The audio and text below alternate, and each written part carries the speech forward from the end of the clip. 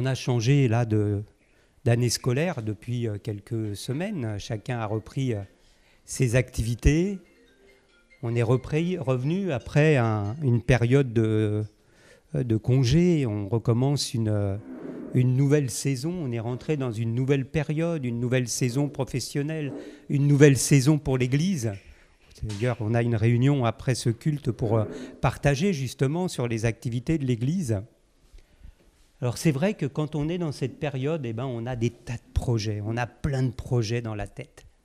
On a plein de projets parce qu'on a beau venir à l'église, c'est bien, on est chrétien, mais bon, on n'empêche qu'on a plein de projets dans la tête. Il y a plein de choses auxquelles on aspire sur le plan personnel, que ce soit un travail, que ce soit une formation. On a des idées, on aimerait pouvoir découvrir beaucoup de choses dans notre vie. Et puis même dans l'église, on a plein de projets. En fait, si on est attaché à Dieu, si on a envie de voir l'Église avancer, on a des projets. On s'interroge sur notre vie de prière, on aimerait progresser dans un certain nombre de choses. On voudrait peut-être s'engager dans l'accueil, dans les visites, dans les invitations, prendre des nouvelles de nos frères et sœurs parce qu'on ne les a pas vus depuis un certain temps. Et des fois, on est touché dans notre cœur et on a envie de faire des choses. Dieu met ça dans notre cœur à un moment donné. Il suscite quelque chose, un désir dans notre cœur. Et puis, quelquefois, nous hésitons. On hésite des fois à se lancer. On a des projets, on a des idées, mais on hésite à se lancer parce qu'on se dit, d'accord, j'aimerais pouvoir faire ceci ou cela, mais suis-je à la hauteur ? Est-ce que je vais être capable de faire, d'assumer, d'assurer telle responsabilité? Est-ce que j'aurai les compétences, les capacités pour accomplir cela, pour réaliser, pour résoudre les situations qui vont se présenter à moi? Parce que finalement, quand on s'engage dans certaines directions, on va être confronté à d'autres choses qui vont peut-être nous amener à nous poser des difficultés. Des conflits vont apparaître. Vous savez que quand vous prenez des responsabilités, vous devez gérer des conflits. Il y a des gens qui n'aiment pas les responsabilités parce qu'ils ne veulent pas de conflit. Mais dès qu'on s'engage dans quelque chose, c'est comme ça. Avec les êtres humains, il y a des conflits. Il y a toujours des conflits. Parce qu'on n'est jamais toujours tous dans la même ligne, on n'est jamais tous sur la même longueur d'onde. Donc il faut comprendre qu'on a des choses en nous, mais on est retenu des fois parce qu'on ne sait pas si on va être capable. On ne sait pas si on va y arriver. On ne sait pas si finalement, si je mets ma main là, dans ce domaine-là, est-ce qu'après je vais réussir à maîtriser les événements qui vont se produire par la suite. C'est plein de questions qu'on est amené à se poser. C'est normal qu'on se les pose. C'est même inquiétant si on ne se les posait pas. Parce que si on s'engage comme ça n'importe comment, on risque d'avoir des déconvenues par la suite. Alors c'est important de se poser ces questions. Et ce matin, j'aimerais partager un texte avec vous pour montrer comment les choses se mettent en place. Un texte que vous connaissez, vous allez voir de la façon dont on va le regarder, l'étudier ce matin. J'aimerais lire un passage donc, dans Josué, au chapitre 1.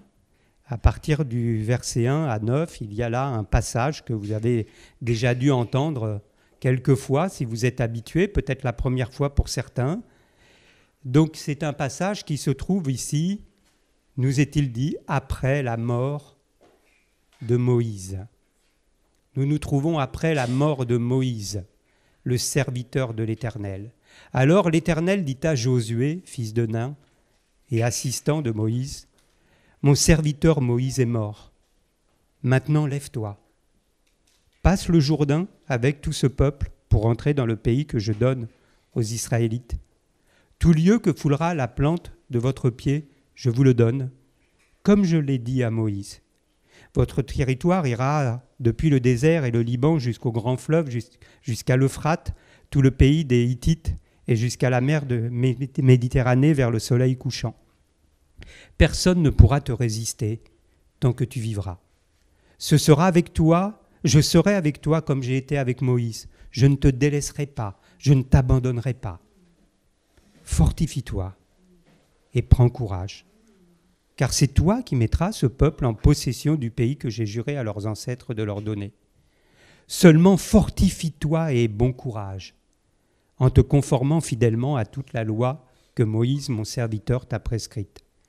Ne t'en détourne ni à droite ni à gauche, afin de réussir où que tu ailles.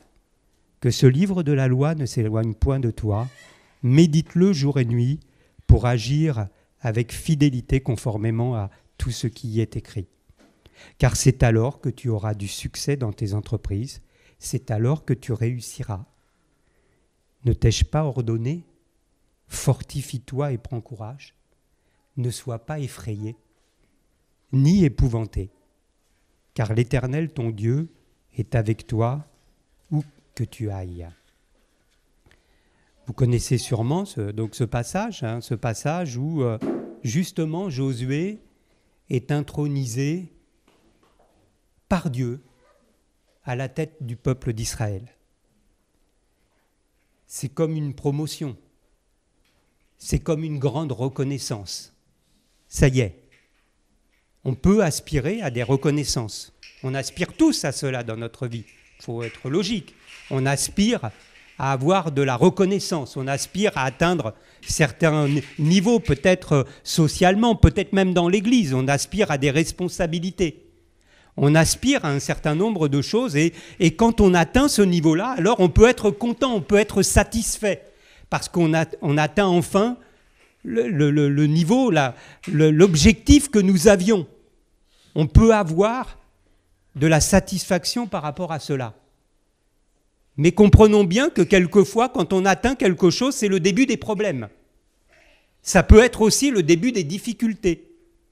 Parce que si nous ne sommes pas à la bonne place, si nous ne sommes pas à notre place, si nous ne sommes pas prêts à affronter les implications de cette responsabilité qui nous est désormais confiée, eh bien nous allons avoir des difficultés. Il faut bien comprendre cela. On peut aspirer à des choses, on a des projets, c'est normal. Mais faisons attention de bien être là, à la place où nous devons être, et à nous préparer pour faire face à cette responsabilité. Parce qu'il faut bien comprendre ici que Josué est intronisé, Josué est placé à la tête du peuple d'Israël, un grand peuple, un peuple nombreux. C'est vraiment quelque chose d'énorme, d'une responsabilité incroyable. Il est reconnu en tant que personne. C'est lui qui désormais va pouvoir diriger ce peuple. Sauf que le problème, c'est que c'est un peuple difficile. C'est un peuple difficile à diriger. Même aujourd'hui, dans les entreprises, on peut avoir des difficultés à diriger ces équipes parce que les états d'esprit ne sont pas simples. Il y a des confrontations continuelles finalement. Moi, vous voyez, dans mon entreprise actuellement, on connaît un conflit social. Il y a tout un mouvement qui s'oppose à certaines choses parce qu'ils ne sont pas contents. Donc, ce n'est pas toujours simple derrière de se retrouver à une certaine position. Il se trouve que le peuple que va diriger Josué est un peuple difficile. Dieu dit, c'est un peuple au cou raide. C'est un peuple rebelle. C'est un peuple réfractaire.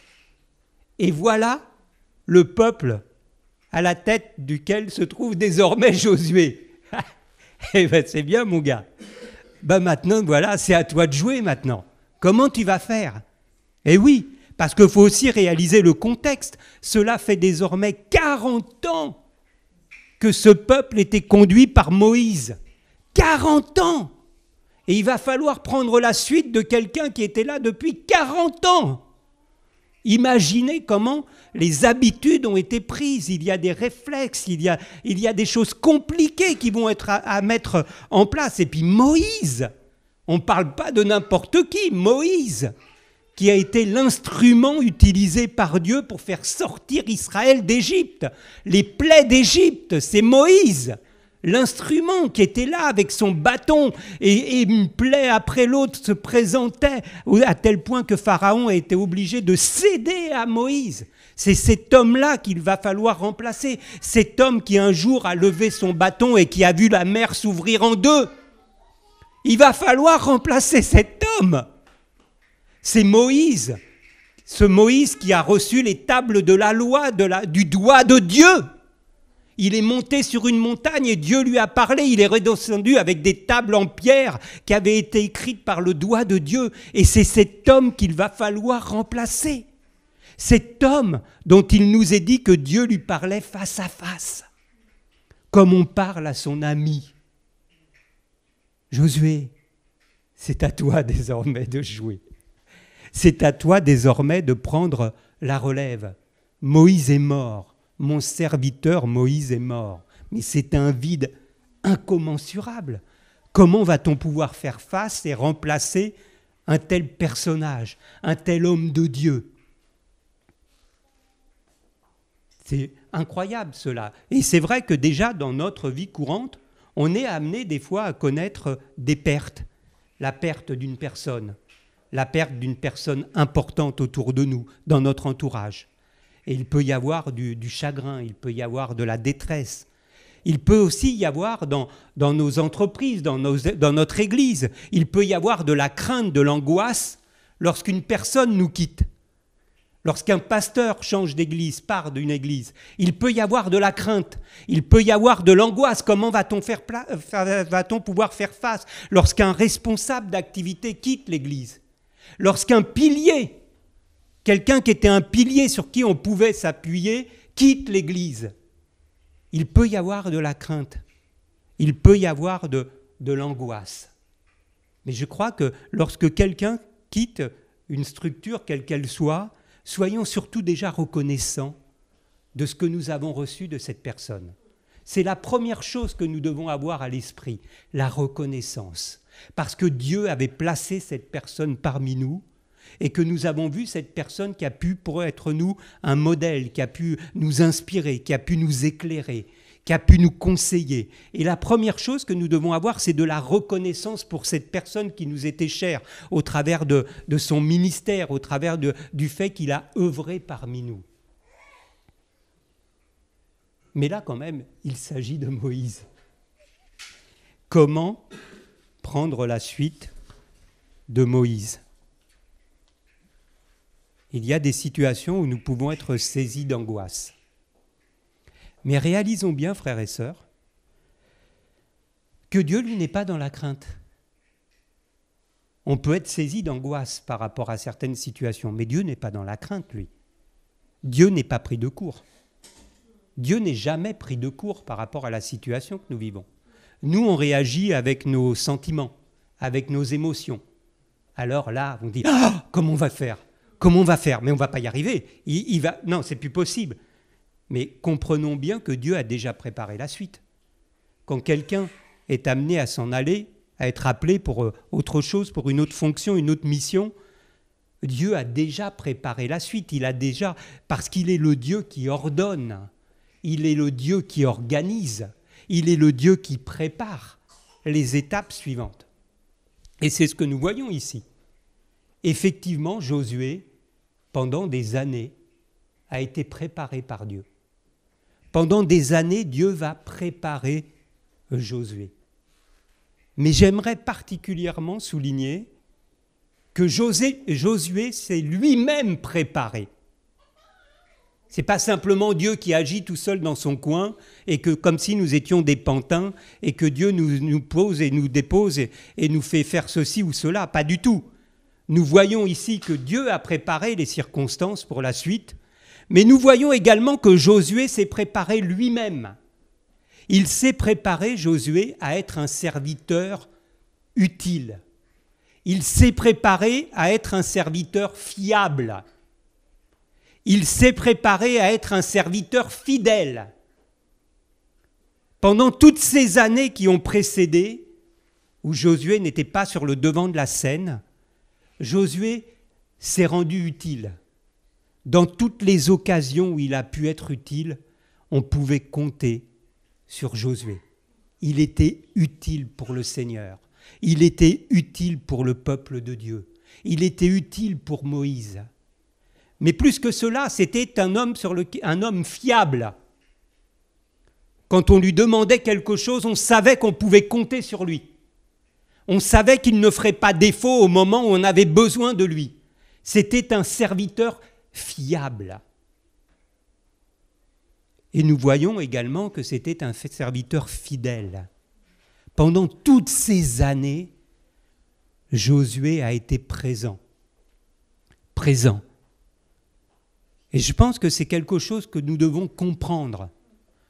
Dieu prépare, organise, ordonne les choses.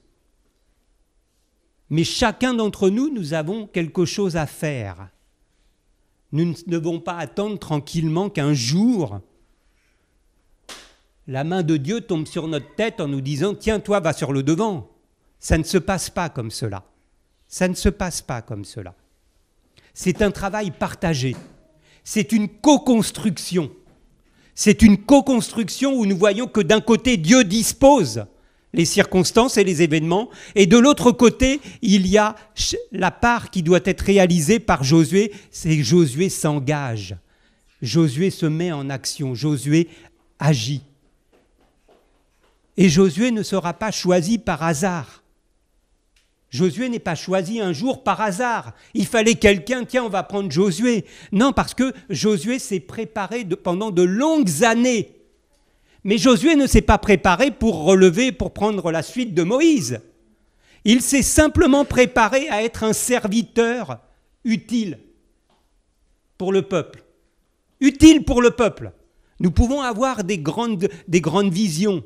Nous pouvons avoir des grands objectifs dans notre vie. Mais commençons par être utiles, fiables et fidèles dans tout ce que Dieu nous donne. Et Dieu verra, et Dieu sait, et Dieu prépare, et Dieu dispose les événements qui s'ajoutent les uns aux autres, année après année. Et Dieu intervient comme il veut. C'est ce que nous allons voir ici. Et nous voyons donc, quand on regarde la vie de Josué, il nous est dit dans Nombre, chapitre 11, verset 28, « Josué, fils de Nun, serviteur au service, l'assistant de Moïse, depuis sa jeunesse. » Depuis sa jeunesse.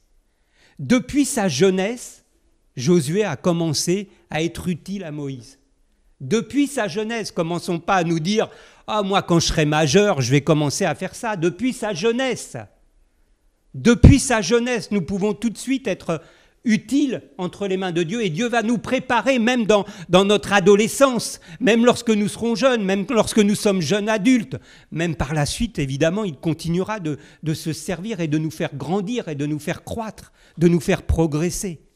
Et nous voyons que dès son jeune âge, Josué donc était au service de Moïse. Et grâce à cela, il a pu apprendre au travers de Moïse. Il a pu regarder, il a pu écouter, il a pu s'inspirer de tout ce qu'il voyait au travers de Moïse. Imaginez la formation que Josué a pu avoir en étant au service de Moïse. Il a pu voir toutes ces actions, comment Moïse parlait à Dieu. Quand il nous est dit que Dieu parlait à Moïse face à face, imaginez, Josué voyait cela. Il était dans l'attente d'assignation avec Moïse. Il voyait ces choses. Il voyait quelle relation il avait instaurée avec Dieu. Et il a pu par la suite s'inspirer de cela. C'est formidable d'imaginer qu'à toutes les étapes de notre vie, nous pouvons apprendre de ceux qui sont autour de nous pour nous élever, pour grandir, pour devenir encore plus forts, pour être des personnes sur qui on peut compter. Et c'est tout le parcours que va faire Josué. Et nous voyons progressivement que Josué intervient dans un certain nombre de choses. Josué, par exemple, était le seul à avoir accompagné Moïse sur la montagne lorsqu'il va recevoir l'étape de la loi. Josué était là, un peu à l'écart, à distance, mais il a pu percevoir ce qui venait de se passer, ce moment incroyable où Moïse va redescendre avec des tables de pierre écrites du doigt de Dieu. Et Josué a vu ces choses. Il a vu des choses incroyables. Mais plus tard, Josué va s'engager. Lorsque 12 espions vont être envoyés pour explorer le pays promis, Josué sera parmi eux. Il va être amené à mettre sa foi en action, sa confiance en Dieu. Là où 10 autres vont être pris de peur, vont être tétanisés par ce qu'ils ont vu, Josué va manifester sa foi en Dieu. Parce que cet homme, petit à petit, a été préparé à grandir. Il a fait des expériences avec Dieu. Et il va commencer à être mis sur le devant. Nous voyons un peu plus tard, Josué va conduire des batailles. Josué sera là, à la tête du peuple, là où on peut prendre des coups, là où il aurait pu mourir. Il va être à la tête du peuple dans certaines batailles devant Amalek. C'est Josué qui mènera le peuple dans la bataille. De sorte que progressivement, Dieu va introduire Josué et lui confier des responsabilités. Il va parler à son serviteur Moïse pour qu'il commence à l'introduire. Et nous avons ce texte dans Nombre, chapitre 27, verset 18, où l'Éternel dit à Moïse. Ce n'est pas Moïse qui décide, c'est Dieu qui dit à Moïse, prends Josué, homme en qui réside l'Esprit, et tu poseras ta main sur lui. Tu le placeras devant le sacrificateur Éléazar et devant toute l'assemblée. Tu le rendras participant de ta dignité, tu lui communiqueras une partie de ton autorité, afin que toute l'assemblée des enfants d'Israël l'écoute et lui obéisse. Dieu lui-même s'adresse à Moïse au sujet de Josué. Soyons à l'écoute de ce que Dieu nous dit, même lorsque nous sommes à l'église. Dieu peut nous parler par rapport à un frère, par rapport à une sœur, pour nous permettre de comprendre que cet homme, cette femme, a reçu quelque chose de la part de Dieu. Soyons à l'écoute du Saint-Esprit et de ce que Dieu nous dit. Ici, Dieu a parlé à Moïse.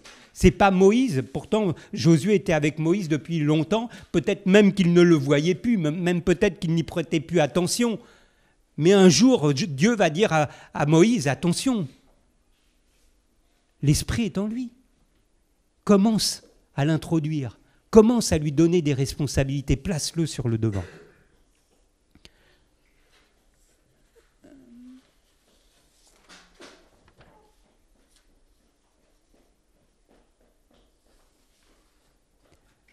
Je crois que, au travers de ce que nous voyons ici, je pense qu'il est important pour chacun d'entre nous de bien réaliser qu'au sein de l'Église, nous devons nous préparer.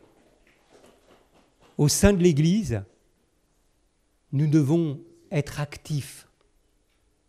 Josué ne s'est pas réveillé un matin en se disant « il faut que je dirige le peuple ». Il ne s'est pas réveillé un jour comme ça y est, c'est mon tour. Non, il s'est préparé au service. Il s'est préparé pendant de longues années au service, de sorte que le jour où Dieu s'adresse à lui, Josué est prêt.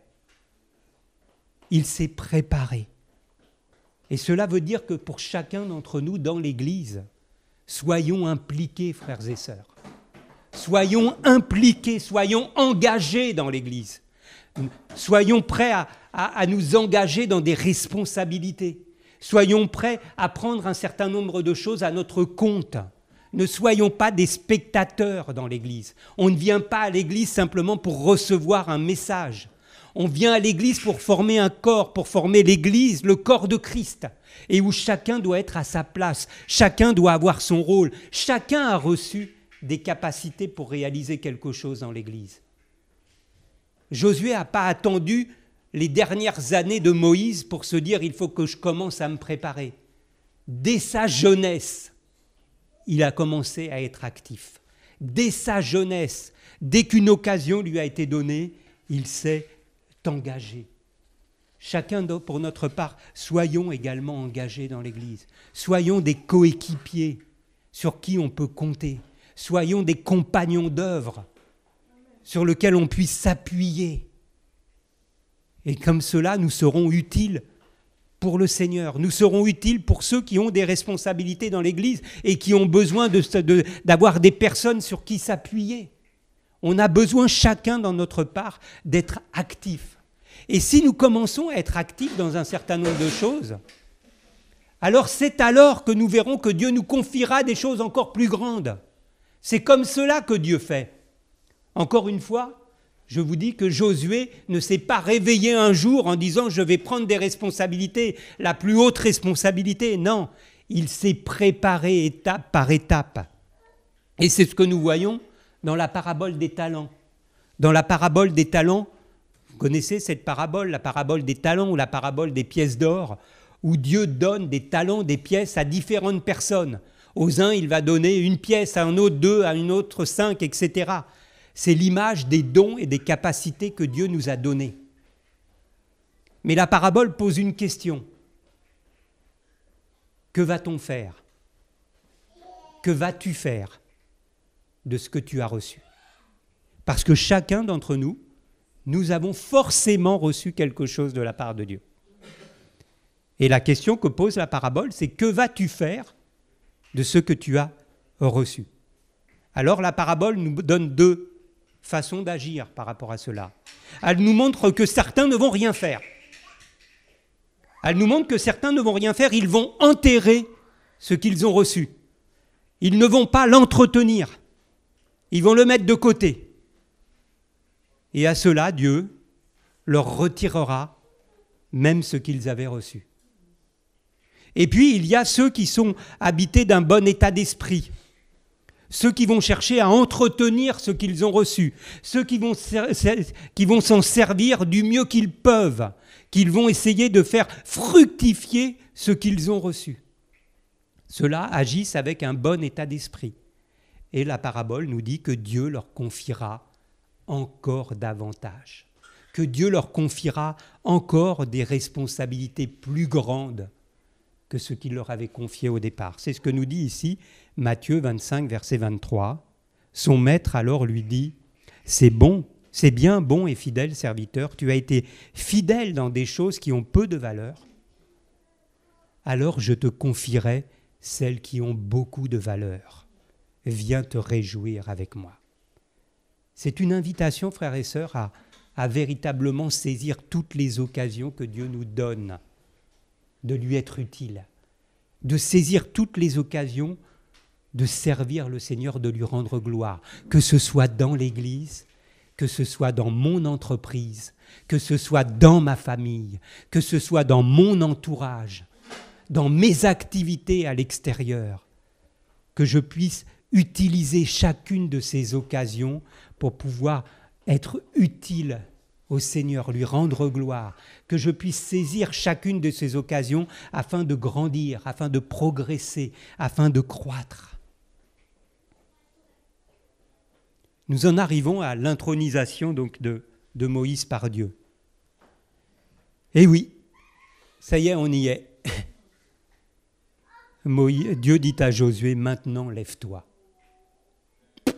Eh bien maintenant il va falloir y aller. Maintenant, lève-toi, passe ce Jourdain, toi et tout le peuple, afin d'entrer dans le pays que je donne aux enfants d'Israël. Il faut imaginer que ça fait 40 ans qu'ils sont devant. Hein. Ça fait 40 ans qu'ils n'y ont pas été. Hein. Mais aujourd'hui, Dieu lui dit, maintenant, lève-toi et passe. Maintenant, c'est à toi d'entrer en jeu. Maintenant, c'est ton tour. Maintenant, c'est ton moment. Quelquefois, on regarde les autres. Des fois, c'est vrai que c'est pratique, même dans l'Église. Hein. C'est pratique qu'il y ait des responsables. Parce que finalement, on est tranquille. On sait que les choses vont se faire. Mais finalement, le jour où il n'y aura plus ces responsables, qui s'est préparé pour la relève? Moi, j'ai conscience depuis déjà pas mal d'années que ma vie peut s'arrêter à tout moment. Hein, j'ai fait un infarctus il y a 5 ans. Je sais qu'à tout moment, les choses peuvent s'arrêter. Du jour au lendemain, il faudra bien trouver quelqu'un d'autre pour apporter la parole. Si la chose arrive, si Dieu dispose les choses de la sorte, c'est comme ça que ça va se passer. Il peut y avoir, on a des personnes qui ont quitté l'Église, on avait des personnes qui dirigeaient la louange, ils sont partis en province. Et il a bien fallu trouver une relève. On a fait avec les frères et sœurs qui se sont engagés, mais d'autres peuvent s'engager. Il n'y a pas que ces frères et sœurs. Et on peut aller comme cela dans tous les domaines. Dans tous les domaines, comment nous sommes-nous préparés? Aujourd'hui, Dieu dit à Josué, c'est ton moment, maintenant c'est à toi de jouer. Arrête de te reposer sur les autres, maintenant c'est à toi. Il n'y a plus Moïse, maintenant il faut y aller. Alors c'est vrai que cela fait 40 ans qu'il tourne en rond, c'est difficile. Et il aurait eu toutes les raisons d'être saisi d'angoisse, d'être saisi d'épouvante. Lorsque Dieu, dans un autre texte, va demander à Gédéon de se lever et d'y aller, Gédéon va dire « Oula, donne-moi des preuves, donne-moi des gages, moi j'y vais pas comme ça. Hein. » Faut pas croire, hein, dans la foi, quand on est là en train de chanter le dimanche matin, on est tout feu, tout flamme. Mais après, le lundi, c'est pas pareil. Hein. Des fois, quand on est face aux collègues de travail, c'est pas aussi simple. Quand je suis là, sur le devant, en train de diriger quelque chose, c'est plus aussi simple que ça. Donc, on voit que les choses sont pas simples. Mais pourtant, Josué avait déjà tout un acquis. Il connaissait les promesses de Dieu. Il connaissait les promesses pour cette génération. Il la connaissait depuis longtemps. Il était parmi les 12 espions. Il connaissait les promesses que Dieu avait faites, le pays où coule le lait et le miel. Il connaissait cela depuis longtemps. Mais il était quand même face à un défi incroyable. Un défi, il savait que dans ce défi, il ne serait pas seul. Mais c'était quand même quelque chose d'important, de difficile. Alors face au poids que cela représente, face au poids qu'il y a sur les épaules de Moïse, de Josué, Dieu va lui faire des promesses. C'est ce que nous voyons dans ce texte que nous avons lu tout à l'heure. Dieu va faire des promesses étonnantes à Josué. Il lui dit, verset 3, « Tout lieu que foulera la plante de votre pied, je vous le donne. Tout lieu que foulera la plante de votre pied, je vous le donne, comme je l'ai dit à Moïse. » Au verset 5, « Nul ne tiendra devant toi tant que tu vivras. » Toujours au verset 5, « Je serai avec toi comme j'ai été avec Moïse. Je ne te délaisserai point, je ne t'abandonnerai point. » Verset 6, « C'est toi qui mettras ce peuple en possession du pays que j'ai juré de leur donner à leur père. » Et verset 9, « Ne t'effraie point, ne t'épouvante point, car l'Éternel, ton Dieu, est avec toi dans tout ce que tu entreprendras. » Waouh! La mission qui était devant Moïse, elle était grande, elle était immense. Mais les promesses de Dieu ont été à la mesure de ce qu'il demandait à Josué. Je crois que lorsque nous voulons nous engager pour Dieu, soyons assurés, frères et sœurs, que si notre cœur est disposé à servir Dieu, si nous sommes disposés à lui être agréables, Dieu nous accordera toujours son appui. Dieu sera toujours à nos côtés dans nos actions si nous avons le désir de lui être agréable, si nous avons le désir de le servir, si nous voulons être dans la volonté de Dieu. Dieu ne fera jamais défaut. Nous l'avons chanté tout à l'heure dans un des chants. Dieu ne fera jamais défaut. Nous pouvons compter sur sa fidélité. Ce n'est pas des mots. Nous pouvons être assurés que Dieu sera avec nous si notre cœur ne nous reprend pas. Et c'est d'ailleurs cette parole que nous voyons dans Jean. Jean exprime cela, nous le verrons tout à l'heure. Donc soyons assurés de cela, si Dieu est avec nous, si Dieu est pour nous, qui sera contre nous? Qui s'élèvera contre nous? Comprenons bien que si nous avons à cœur quelque chose pour le Seigneur, alors soyons assurés que Dieu va être un appui pour nous dans ce que nous allons faire. J'aimerais juste revenir un instant sur le choix de Josué. C'est Dieu qui a choisi Josué. Je pense qu'il y avait sûrement d'autres personnes qui avaient imaginé prendre la suite de Moïse. Vous savez qu'au départ, quand Moïse a été choisi, plusieurs se sont opposés à Moïse dans le peuple. Plusieurs ont dit, mais ça ne va pas, pourquoi lui? Non, mais pourquoi lui et pourquoi pas nous? Il y a eu une fronde au moment quand Moïse a été choisi. J'imagine que là, au moment où Moïse est amené à décéder, que d'autres se disent, mais attends, pourquoi pas moi? Attends, pourquoi lui là? Qu'est-ce qu'il a de plus que moi, lui? Peut-être que d'autres avaient le profil. Caleb aurait pu avoir le profil, également peut-être pour prendre la relève. J'imagine que les choses n'étaient sûrement pas aussi simples que ça. Mais Dieu s'est adressé à Josué. Josué a reçu un appel de Dieu pour prendre la relève. Il a été choisi par Dieu.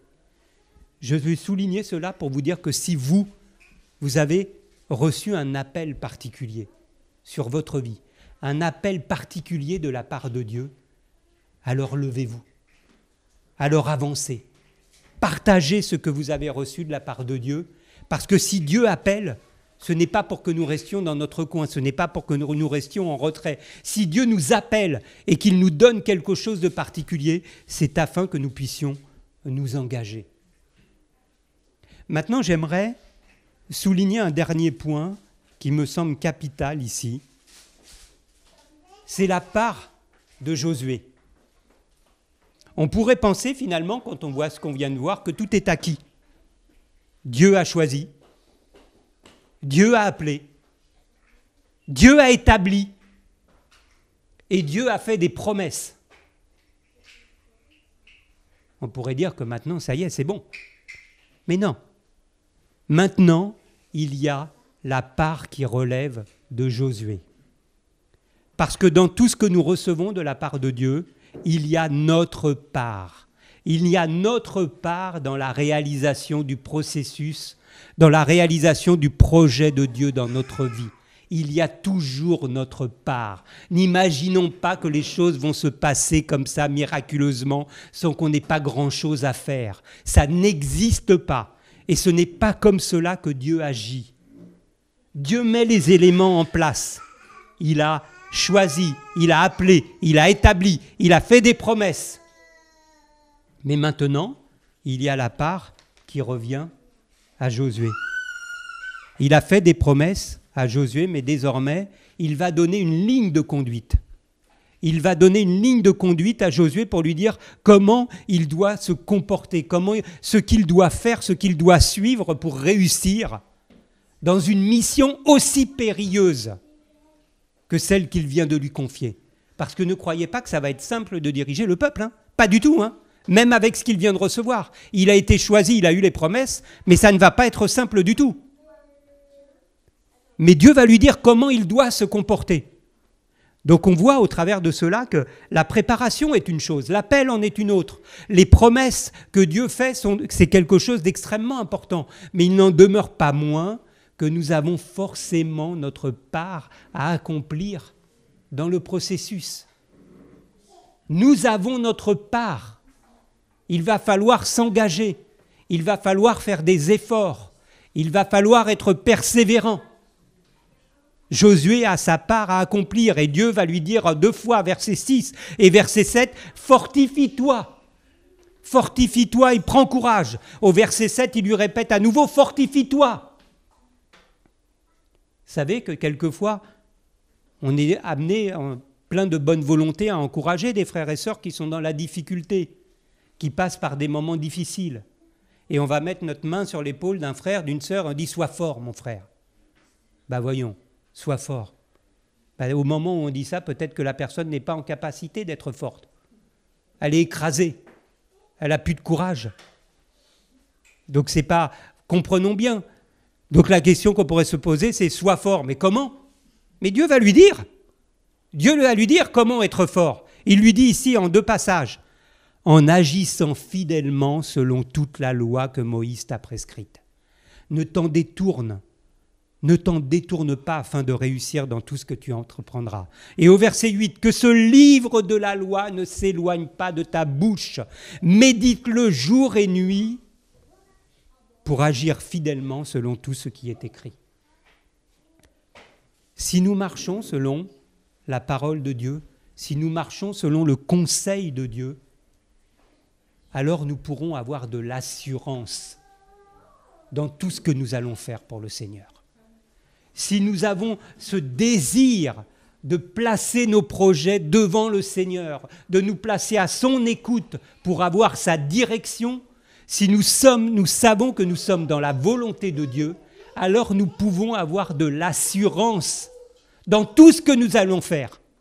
Et c'est ce que nous dit ce verset de Jean, première épître de Jean, chapitre 3, verset 23, qui nous dit « Mes chers amis, si notre cœur ne nous condamne pas, si nous n'avons pas quelque chose à nous reprocher, nous sommes pleins d'assurance devant Dieu.